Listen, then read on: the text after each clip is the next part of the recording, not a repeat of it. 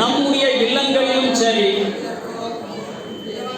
புற இடங்களிலும் சரி, சோம்பலாக இருப்பவனை, சுறுசுறுப்பு அற்றவனை நாம் என்னவென்று அழைக்கிறோம் என்றால் மூதேவி என்று அழைக்கிறோம்.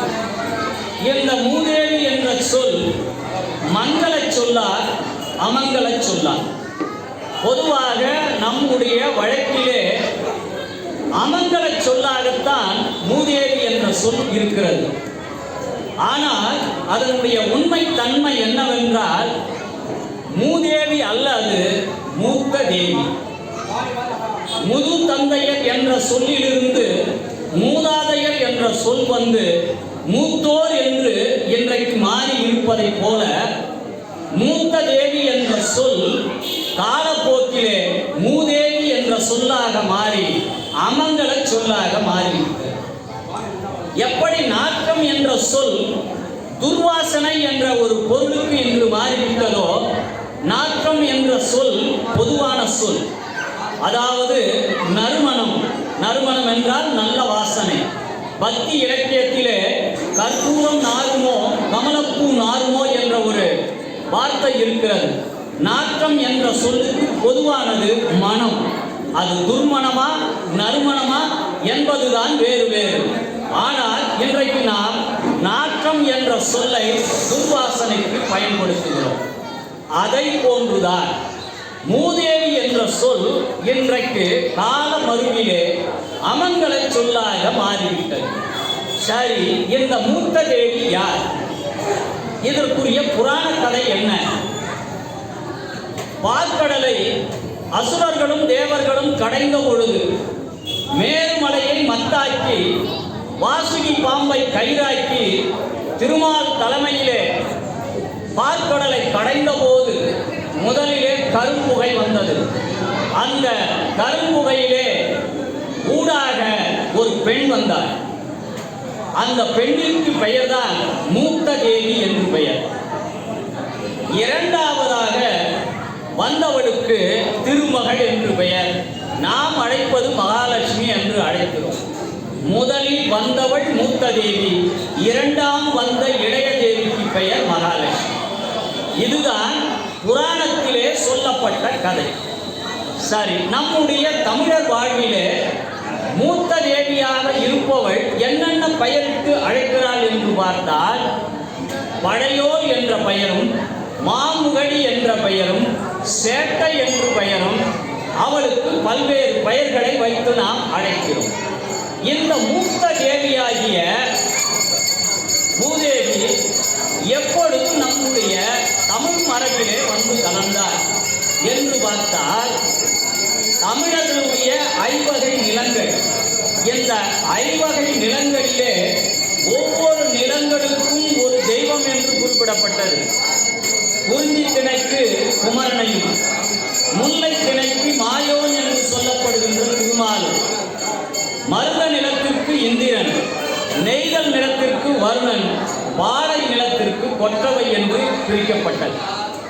இப்படி உலகிலே வாழ்கின்ற பகுதியை, நிலங்களை 5 கூறுகளாக பிரித்தவர்கள் யார் என்றால் தமிழர்கள் ஒருவர்தான். நம்முடைய வாழ்கின்ற நிலப்பகுதியை 5 கூறுகளாக பிரித்து கொடுத்தார். இப்போ மருத நிலம் என்பது வயலும் வயல் சார்ந்த பகுதி. இந்த வயலும் வயல் சார்ந்த பகுதிக்கு யார் தெய்வமாக போற்றப்படுகிறார் என்றால் இந்திரன். இது ஆண் தெய்வ வழிபாடு. பெண் தெய்வ வழிபாட்டிலே யார் தெய்வமாக இருக்கிறாள் என்றால் நாம் மூத்த தேவி என்று சொல்லப்படுகின்ற மூதேவி. அவளுக்கு இன்னொரு பெயர் தவ்வை. தவ்வை என்று சொன்னால் தமிழிலே தமக்கை என்று பெயர். மகாலட்சுமிக்கு தமக்கையாக இருப்பதால் அவளை நாம் இங்கே மூதேவி, மூத்த தேவி என்று அழைக்கிறோம். அவளுடைய அடையாளங்கள் இன்றைக்கு நம் வீட்டிலே என்னவென்றே தெரியாமல் நமக்குள்ளே இருக்கிறது. காலங்காலமாக நம்முடைய தமிழர் மரபிலே வந்த அந்த மூத்த தேவி வழிபாடு இன்றைக்கு நீங்கள் ஆலயத்திற்குள் போனால் பரிவார தெய்வங்களாக இருக்கக்கூடியவர்களில் ஒரு தெய்வத்தின் பெயர் ஜேஷ்டா தேவி. ஜேஷ்டா தேவி என்று சொன்னால் தமிழிலே மூத்த தேவி என்று பொருள். வடமொழியில் ஜேஷ்டா தேவியாக மாறிவிட்டது. கொற்றவை துர்க்கையாக மாறிவிட்டது. ஆனால் வழிபாட்டு முறைகள் மாத்திரம் இன்று அளவில் மாறுபடவில்லை. அதற்கு ஒரு உதாரணம், வீட்டிலே நாம் பெருக்குகின்ற துடைப்பத்தை வீட்டிலே மிதிக்கக்கூடாது என்று சொல்வோம். பெருக்குகிற தொடக்கமாக இருந்தாலும் ஏன் அதை மிதிக்கக்கூடாது என்றால், இந்த மூத்த தேவியினுடைய கையிலே எது ஆயுதமாக இருக்கிறது என்றால் துடைப்பம்தான் இந்த மூத்த தேவியின் ஆயுதமாக இருக்கிறது. அதனுடைய தொடர்ச்சியால் தான் நம் வீட்டிலே சுத்தம் செய்கின்ற துடைப்பத்தை மிதிக்கக்கூடாது, அது தெய்வத்தின் கையில் இருக்கக்கூடிய ஆயுதம் என்பதனால் துடைப்பத்தை மிதிக்கக்கூடாது என்றார். துடைப்பத்தை மிதிக்கக்கூடாது என்று சொன்னார்களே ஒழிய ஏன் மிதிக்கக்கூடாது என்பதை நமக்கு சொல்ல மறந்துவிட்டார்கள். இவற்றையெல்லாம் நாம் மீட்டெடுக்க வேண்டிய தருணம் இத்தருணம். இது ஒன்று. அதற்கடுத்து அந்த மூத்த தேவியின் தோள்புறத்திலே காக்கை உட்கார்ந்து கொண்டிருக்கும். அந்த காக்கையானது எதற்கு அடையாளம்? நாம் காலையிலே உணவை உட்கொள்வதற்கு முன்னால் காக்கைக்கு முதலிலே கொண்டு போய் உணவை வைத்து விட்டுத்தான் உண்ணுவது என்பது அந்த காலத்தில் இருந்து தமிழர்களுடைய மரபாக இருந்தது. ஏன் காக்கைக்கு உணவை வைக்க வேண்டும் என்றால், காக்கையானது மிகுந்த நுட்ப அறிவு கொண்டது. நாம் உண்ணுகின்ற உணவிலே விஷத்தன்மையோ உண்ண முடியாத அளவிற்கு அதன் நிலை மாறிவிட்டு இருந்தாலோ காக்கைக்கு உணவு வைத்தால் அது விஷத்தன்மை கொண்டதாக இருந்தால் காக்கை அந்த உணவை எடுத்துக்கொள்ளாது. நாம் காக்கைக்கு உணவை வைத்துவிட்டு கொஞ்ச நேரம் அங்கு நின்று பார்த்தோமானால் அந்த காக்கை உணவை உட்கொள்ளவில்லை என்றால் அந்த உணவிலே விஷம் இருக்கிறது என்று அறிந்து கொண்டு நாம் உணவை உட்கொள்ளக்கூடாது. அதனால்தான் அந்த மூத்த தேவியின் தோள் மீது காகம் என்ற சின்னம் உள்ளது. அடுத்து மூன்றாவதாக மூத்த தேவியினுடைய வாகனம் எதுவென்றால் கழுதை. அந்த கழுதையை சலவை தொழிலாளர்களுக்கு அவர்கள் வாழ்வாதாரத்திற்கு பயன்படக்கூடியது கழுதை. கழுதை தான் இந்த மூத்த தேவியினுடைய வாகனமாக இருக்கிறது. அதனால்தான் நம் வீட்டிலே வாசற்படியிலே கழுதையை படம் வைத்து என்னை பார் யோகம் வரும் என்று வைத்திருப்பார்கள். ஆனால் எதற்காக கழுதையை வைத்தார்கள் என்பது நமக்கு தெரியவில்லை. இனிமேல் கொண்டு நாம் இதை தெரிந்து கொள்ளலாம். என்னை பார் யோகம் வரும் என்பது என்னன்னா, மூத்த தேவியாக இருக்கக்கூடிய அந்த மூதேவியினுடைய வாகனத்தை நாம் காலையில் எழுந்தவுடன் பார்த்து ஒரு செயலை தொடங்கினோமானால் வெற்றி கிடைக்கும். இதற்காகத்தான் கழுதையை நம் வாசற்படியில் என்னை பார் யோகம் வரும் என்று படம் வைத்திருப்பார். அடுத்து இன்னொரு செய்தி, கிராமப்புறத்திலே பார்த்தீர்களேயானால் தீபாவளி சமயத்திலே வீடுகள் முழுக்க அகல் விளக்கேற்றுவார்கள். அப்படி அகல் விளக்கு ஏற்றுகின்ற பொழுது தாங்கள் எங்கு மாட்டு சாணத்தை கொட்டி வைத்திருக்கிறார்களோ அந்த இடத்திலே போய் அகல் விளக்கை ஏற்றி வைப்பார்கள். வீட்டிலே ஏற்றுவது என்பது வாடிக்கை. ஆனால் ஒரு குப்பை மேட்டிலே போய் ஏன் விளக்கு ஏற்றுகிறார்கள் என்றால், இந்த மூத்த தேவியாக இருக்கக்கூடிய இந்த மூதேவி, அதாவது தவ்வை எனும் தெய்வம் விவசாயத்திற்குரிய தெய்வமாக பயன்படுகிறது. ஒரு விவசாயம் செழிப்பாக வளர வேண்டும் என்றால் அதற்கு நன்றான உரம் தேவைப்படுகிறது. அந்த உரம் அந்த காலத்திலே எங்கிருந்து கிடைத்தது என்றால் மாட்டுச் சாணம் மூலமாக நமக்கு கிடைத்தது. அதற்காகத்தான் அன்றைய காலத்திலே நம் முன்னோர்கள் குப்பையிலே கொண்டு போய் விளக்கேற்றி வைத்தார்கள். பார்ப்பவர்கள் என்ன நினைப்பார்கள் என்றால், வீட்டிலே விளக்கேற்றுவது சரியாக இருக்கும், ஒரு குப்பை மேட்டிலே போய் ஏன் விளக்கேற்றி வைத்திருக்கிறார்கள் என்று யாரையாவது கேட்டீர்களேயானால் அதற்கு பதில் இருக்காது. ஆனால் இன்று முதல் அதை நாம் தெரிந்து கொள்ளலாம். குப்பை மேட்டிலே விளக்கேற்றுவதன் மூலமாக அந்த குப்பையில் இருக்கக்கூடிய உரங்கள் என்பது நம்முடைய விவசாய நிலத்திற்கு பயன்படுகிறது. அதற்காகத்தான் குப்பை மேட்டிலே விளக்கை ஏற்றினார்கள்.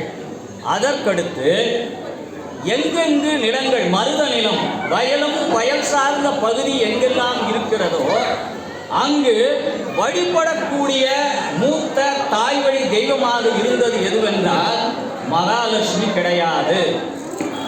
காலப்போக்கிலே முதலிடத்தில் இருந்த இந்த தவ்வை தெய்வ வழிபாடு என்பது மறைக்கப்பட்டு மகாலட்சுமி வழிபாடாக உருமாற்றம் பெற்றது.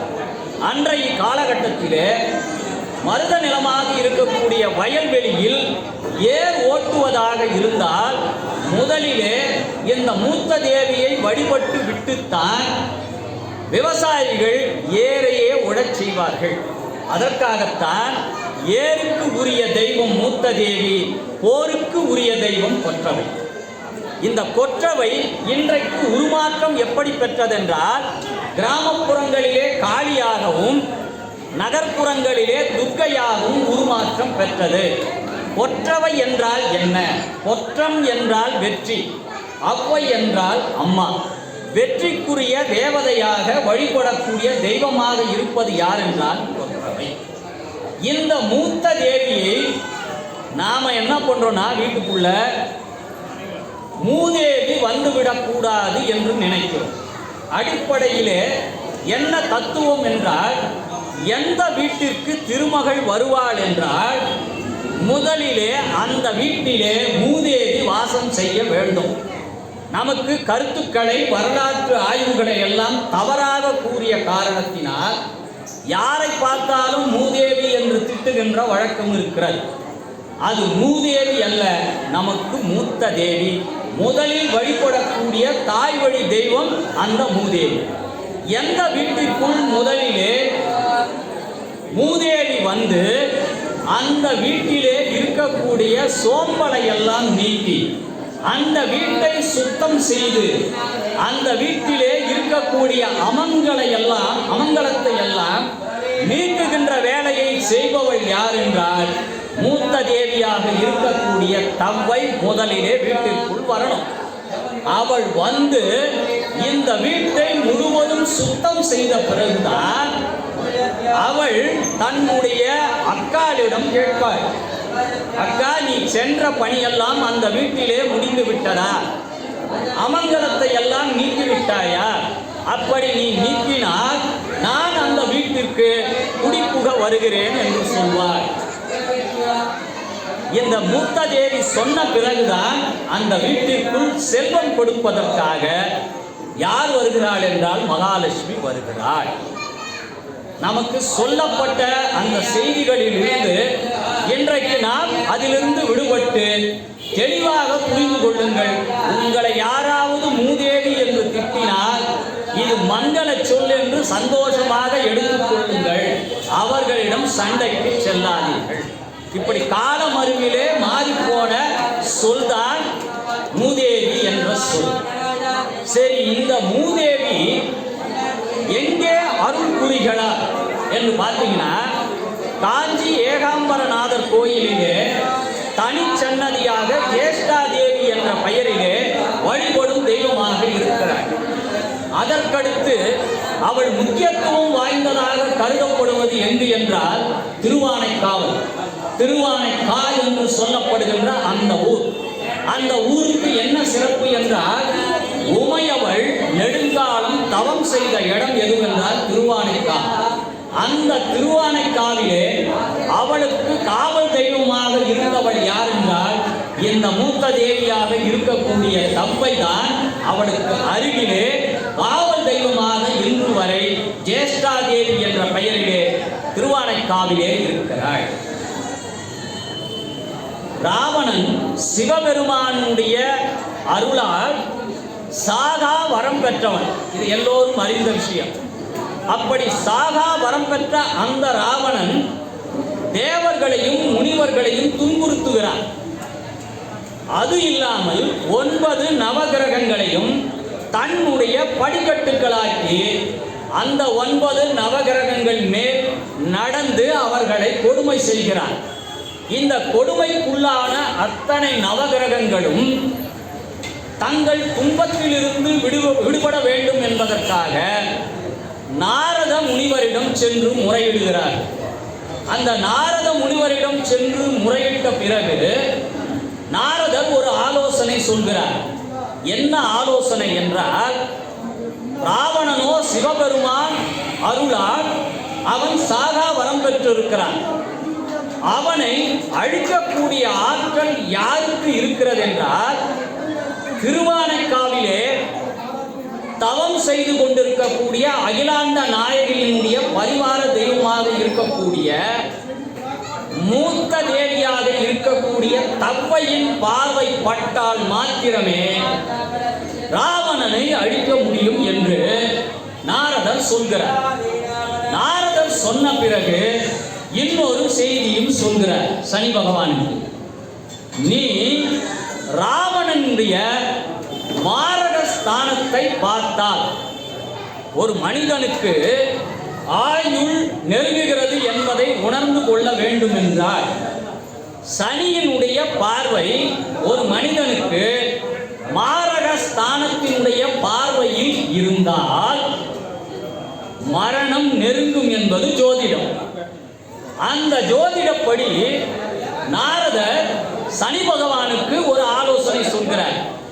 நீ ராவணனை வீழ்த்த வேண்டும் என்றால், ராமன் அவனை கொல்ல வேண்டும் என்றால், நீ அவனுடைய மாரக ஸ்தானத்தை பார்த்தால் அவனுக்கு மரணம் நிச்சயம் என்று நாரதர் சொன்ன பிறகு சனி பகவான் என்ன பண்றாருன்னா, இவன் படுக்க வச்சு அது மேல மிதிச்சுட்டு போயிடும் தான். ராவணனுக்கு என்னன்னா, சிவனுடைய அருளை பெற்றதினால் நமக்கு மரணம் இல்லை என்ற ஒரு ஆணவத்தோடு இருக்கிறார்.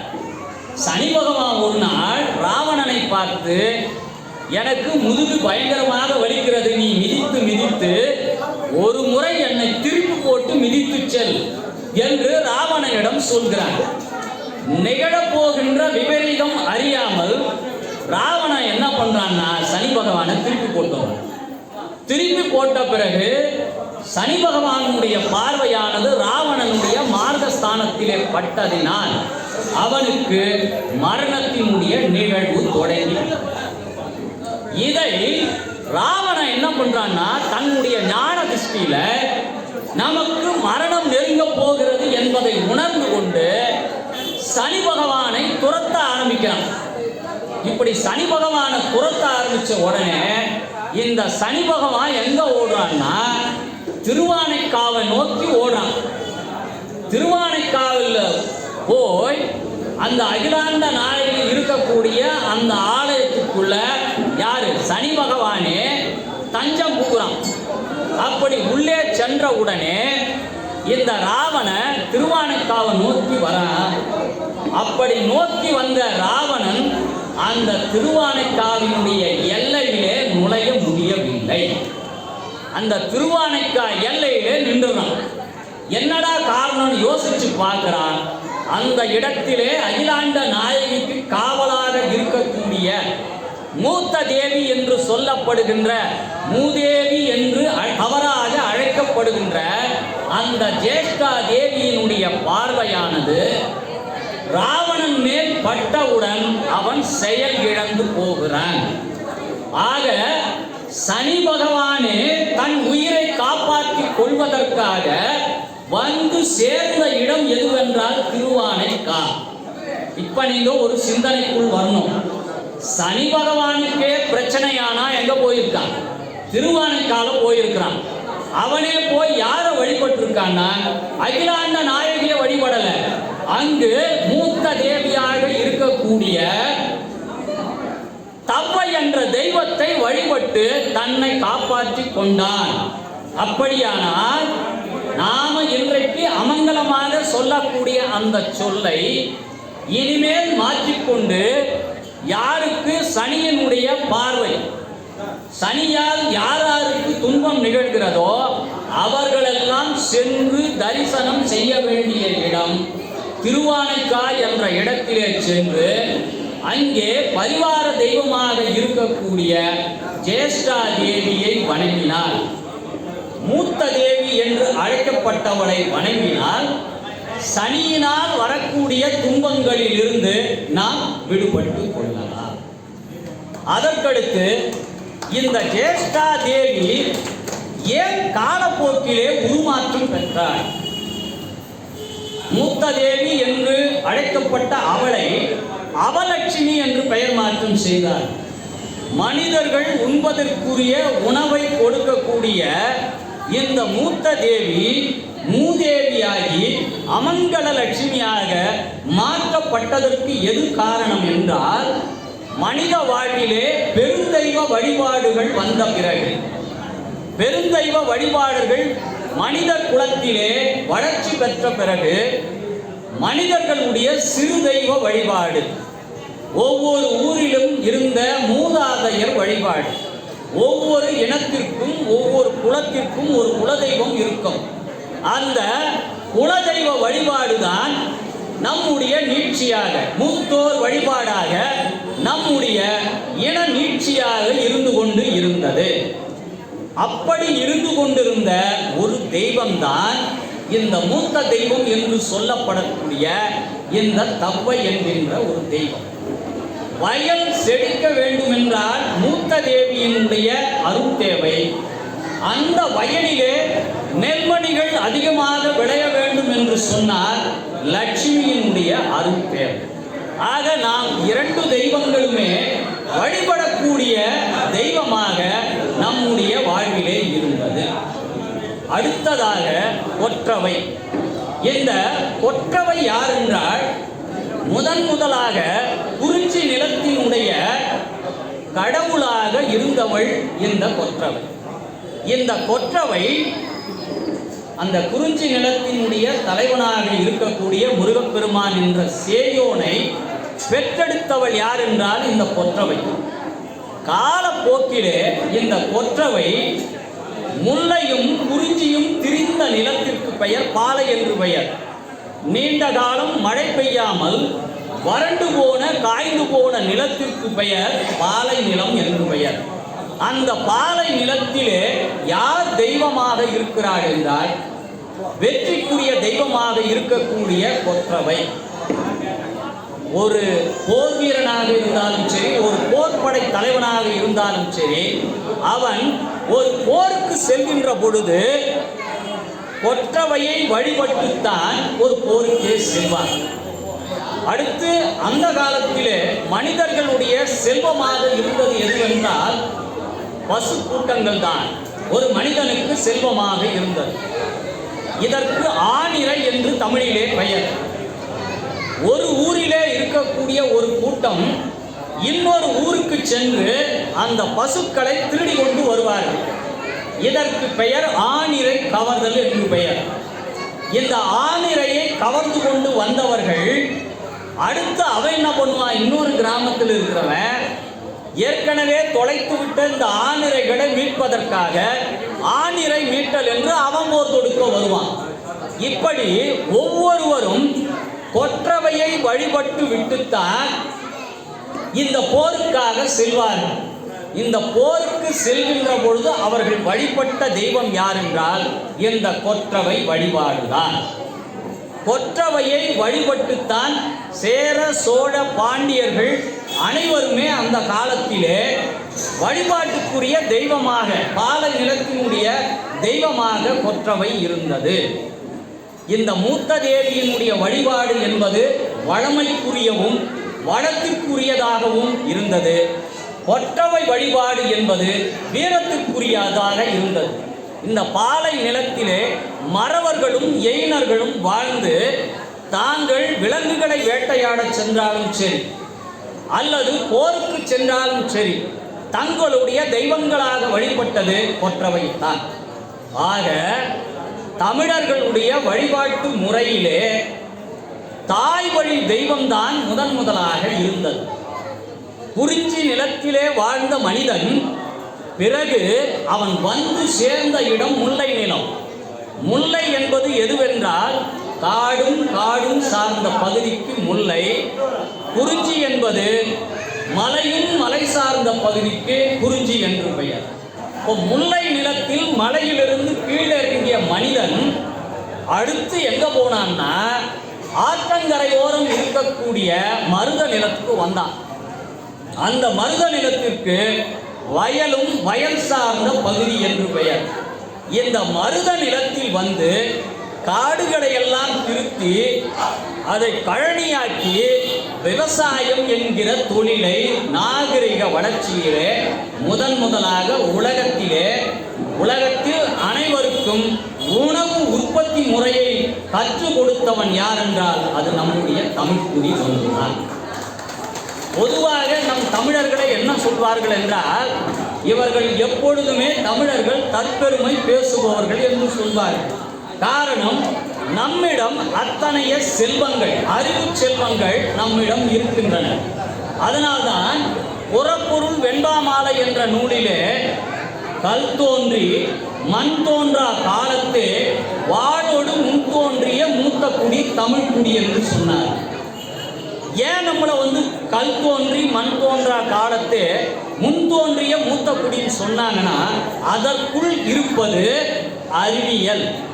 பரிபாடல் என்ற நூலிலே கீரந்தையார் என்ற ஒரு புலவர் இந்த உலகம் எப்படி தோன்றியது என்பதை பற்றி பாடல் கொடுத்திருக்கிறார். அந்த பாடலிலே இந்த விஞ்ஞானம் என்றைய அறிவியல் உலகம் எப்படி தோன்றியது என்றால், பெருவெடிப்பு கொள்கை, பிக் பேங் தியரி என்று சொல்லப்படுகிற பெருவெடிப்பு கொள்கையின் மூலமாகத்தான் இந்த உலகம் தோன்றியது என்று சொன்னார்கள். நெபுலா என்ற கோளம் ஈலியம், ஹைட்ரஜன் போன்ற எரிவாயுக்களால் நிரப்பப்பட்டு இருக்கிறது இன்று வரை. அந்த நெபுலா என்ற கோளம் புற அழுத்தத்தினாலும் உட்புற அழுத்தத்தினாலும் வெடித்து சிதறி, அந்த சிதறிய துகள்கள் எல்லாம் புற அழுத்தத்தினால் ஒருங்கிணைந்து கோள்களாக உருமாறின. அப்படி கோள்களாக உருமாறியவை எல்லாம் சூரியன் என்பதை மைய புள்ளியாக வைத்து மற்ற கோள்கள் சுழல ஆரம்பித்தன. அது இந்த 19ஆம் நூற்றாண்டிலே விஞ்ஞானம் கண்டுபிடித்து சொன்னது. ஆனால் சங்ககால நூலான பரிபாடலில் கீரந்தையார் என்ற புலவர் இந்த விஞ்ஞானத்தை அன்றே நமக்கு எழுதி வைத்திருக்கிறார் என்றால், இந்த தமிழர்கள் வெறும் ஆன்மீகம் சார்ந்தவர்கள் மட்டுமல்ல, அறிவியலும் சார்ந்தவர்கள் என்பதற்கு உதாரணம் நம்மிடையே உள்ளது. இந்த மூத்த தேவியை நாம் வழிபடுகின்ற பொழுது வீட்டிற்குள் இப்பொழுது நம்ம அனுமதிக்கிறது இல்லை. அவ எங்க இருக்கிறான்னா, இன்னைக்கு எங்கோ ஒரு வயல்வெளியில கன்னியாகுமரியில கொஞ்ச காலத்துக்கு முன்னால தோண்டி எடுத்தாங்க. ஒரு வயலுக்குள்ள மறைந்து போன அந்த மூத்த தேவியினுடைய சிலையை தோண்டி எடுத்தார்கள். தோண்டி எடுத்து அந்த வயல்வெளியிலே வழிபாட்டுக்குரியவர்களாக மாற்றினார்கள். இந்த பாலை நிலத்திலே இருக்கக்கூடிய கொற்றவை கையிலே வாளோடு இருப்பார். அதனால்தான் நம்மை சொல்லும்போது வாளோடு தோன்றிய மூத்த குடி என்றார்கள். அந்த வாளோடு தோன்றிய மூத்த குடியினுடைய தெய்வமாக இருப்பவள் யார் என்றால் நம்முடைய கொற்றவை என்ற தெய்வம்தான். ஆக ஒரு முன்னோட்டமாகத்தான், ஒரு சுருக்கமாக தவ்வை என்கிற மூத்த தேவி யார், ஒரு சிறு குறிப்பு வரைக என்ற அளவிற்கு மாத்திரம்தான் உங்களிடம் நான் சொல்லியிருக்கிறேன். அதே போல கொற்றவை என்பவள் யார் என்பதை மட்டும் முன்னோட்டமாக நீங்கள் வைத்துக்கொண்டு இந்த மூத்த தேவி யார் என்பதையும் இந்த கொற்றவை யார் என்பதையும் நீங்கள் உங்கள் அறிவில் பார்க்கொண்டு நீங்கள் நுண்ணோக்கி உங்கள் அறிவியலால் தேடி பார்த்தீர்களேயானால் நாம் தொலைத்து போன நம்முடைய செய்திகள் எவ்வளவு இருக்கிறது என்பதை நாம் உணர்ந்து கொள்ளலாம். நிறைய அளவிலே செய்திகள் இருந்தாலும் கொடுக்கப்பட்ட குறுகிய நேரத்திற்குள் முடிப்பதுதான் சால சிறப்பு. கடைசியாக ஒரு செய்தியை சொல்லி உங்களிடமிருந்து நிறைவு செய்கிறேன். ஒரு மண்பானையை பார்த்து ஒருவன் ஒரு கேள்வி கேட்டான். ஒரு மண்பானையை பார்த்து ஒருவன் ஒரு கேள்வி கேட்டான். என்ன கேள்வினா, கொளுத்தும் வெயிலிலும் கொட்டும் மழையிலும் நீ மட்டும் ஏன் குளிர்ச்சியாக இருக்கிறாய்? கொட்டும் மழையிலும் கொளுத்தும் வெயிலிலும் நீ மட்டும் எப்பவுமே குளிர்ச்சியான நீரை தருகிறாயே, எப்படி என்று ஒரு கேள்வி கேட்டான். அதற்கு அந்த மண்பானை அவனிடம் சொன்னது, எனக்கு வாழ்க்கையின் தொடக்கமும் மண்தான், வாழ்வின் முடிவும் மண்தான் என்ற உண்மை எனக்கு தெரிந்ததினால் நான் ஏன் சூடாக இருக்க வேண்டும்? வாழ்க்கையின் தொடக்கமும் எனக்கு மண்தான். மண்பானையை ஒரு குயவன் செய்கிறான். அது முதல்ல எங்க இருக்கு? களிமண்ணா இருக்கு. களிமண்ணை பிசைஞ்சு பிறகு ஒரு மண்பானையை உருவாக்குறான். நாளைக்கு மண்பானை பயன்பட்ட பிறகு அது மீண்டும் உடைந்த பிறகு அது மறுபடியும் எங்கே செல்கிறது? மண்ணாக மாறுகிறது. இந்த உண்மை எனக்கு தெரிந்ததினால் நான் ஏன் சூடாக இருக்க வேண்டும், மக்களுக்கு குளிர்ச்சியாகவே இருக்கிறேன் என்று ஒரு மண்பானைக்கு இருக்கின்ற உயிரற்ற சடப்பொருளுக்கு இருக்கின்ற அறிவு இந்த மனிதருக்கும் இருக்க வேண்டும். நாம் ஏன் மற்ற மனிதர்களிடம் கோபம் கொள்ள வேண்டும்?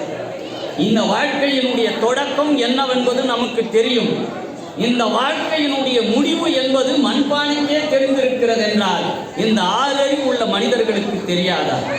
அடுத்தவர் சொத்தை அபகரிப்பது, அடுத்தவரை ஏளனம் பேசுவது, பிறரிடம் குற்றம் குறை காண்பது, இவற்றையெல்லாம் நீங்கள் பார்த்து கொண்டிருந்தால் உங்களுடைய வாழ்க்கையின் முன்னேற்றத்தை யார் பார்ப்பது? ஆதலால் எந்த மனிதராக இருந்தாலும் சரி, உருவம் கண்டு எள்ளாமை வைத்து மற்றவர்கள் மனம் கோடும்படியாக நடக்காமல் இருந்து இந்த உலகை ஆளக்கூடிய ஒரே ஒரு ஆயுதம் எதுவென்றால் அன்பு ஒன்றுதான். அந்த அன்பின் வழியாக உன்னிடம் கருணை வர வேண்டும். கருணை உன்னிடம் வந்துவிட்டால் இந்த உலகியல் மேல், உறவுகள் மேல், பெற்றவர்கள் மேல், கணவன் மனைவி மேல், மனைவி கணவன் மேல் இருக்கக்கூடிய பற்றினை நீங்கள் அறுத்துவிட்டால் விரைவிலே பிறவாத நிலையெய்தி இறைவனுடைய திருவடிக்கேற்றை அடையலாம். வாழ்கின்ற ஒவ்வொரு நாளும் இறைவன் நமக்கு கொடுத்த வரம். இந்த வரம் என்பது அன்பில் சிறந்த தவம் இல்லை. நம் வாழ்வில் நாம் கடந்து போகக்கூடிய ஒவ்வொரு நொடியும், ஒவ்வொரு நாளும் மீண்டும் திரும்ப வராது. இன்றைய நாள் 11ஆம் தேதி 2024 என்ற ஒரு நாள், நீ எத்தனை சவம் செய்தாலும் உன்னுடைய வாழ்விலே மீண்டும் திரும்ப வராது. இது உன்னை விட்டு கடந்து போனது, உன் வாழ்வை விட்டு கடந்து போனது. அதனால் வாழ்கின்ற ஒவ்வொரு நொடியாக இருந்தாலும் இந்த வாழ்க்கை என்பது இறைவன் நமக்கு கொடுத்த வரம். இந்த மனித வாழ்வு என்பது நமக்கு கிடைத்த தவம். அன்பில் சிறந்த தவம் இல்லை. அன்புதான் இந்த உலகத்தையே வெல்லக்கூடிய ஆயுதம் என்று கூறி இவ்வளவு நேரம் பொறுமை காத்து ஒரு சிற்றுரையை சுவைத்த உங்களுடைய அனைவருக்கும் என்னுடைய மனமார்ந்த நன்றியை தெரிவித்துக் கொண்டு